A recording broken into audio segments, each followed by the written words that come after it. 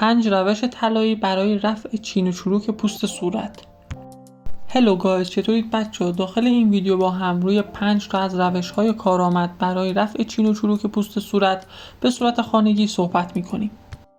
همه این روش‌هایی که داخل این ویدیو برای شما گفته میشه بر اساس مقالات بین‌المللی هستش، پس استفاده از این روش‌ها هیچ مشکلی برای پوست شما به وجود نمیاره. و همچنین همه این روش‌ها رو میتونید که داخل خونه انجام بدید. اولین روش ماسک آلوورا با خیاره که میتونه که یکی از بهترین روش‌ها برای رفع چین و چروک پوست صورت باشه. برای تهیه این ماسک ژل آلوورا رو با نصف خیار تازه خرد شده مخلوط میکنیم و بعد روی پوست صورت خودمون میزنیم و 15 دقیقه صبر میکنیم. این ماسک به پوست شما نرمی و لطافت میبخشه و چین و چروک پوست‌های شما رو کاهش میده. مورد دوم ماسک طبیعی با زرشک و عسل هستش. توی این روش ما زرشک رو با عسل، 1 قاشق عسل مخلوط میکنیم و سپس روی صورتمون میمالیم و 20 دقیقه صبر میکنیم و سپس هم با آب گرم صورتمون رو تمیز میکنیم و این ماسک میتونه که باعث شاداب شدن پوست ما بشه و همچنین چین و چروکش رو به شدت کاهش میده.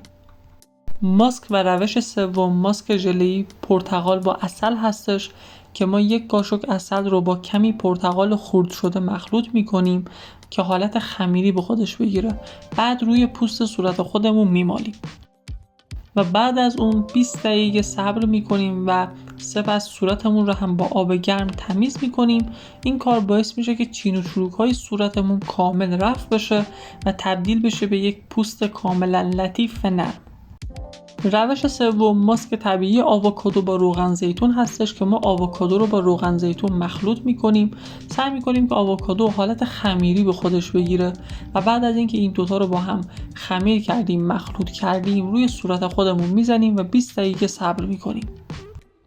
بعد از اون هم حتما پوستمون رو باید تمیز بکنیم با آب گرم و این ماسک باعث تغذیه و نرمی پوست میشه و به رفع چین و چروک پوست ما کمک میکنه.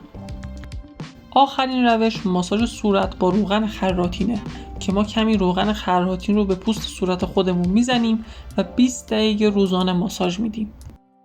پس از 1 ماه کاملا چین و چروک پوست ما رفع میشه و باعث میشه که پوست لطیف و شادابی داشته باشیم.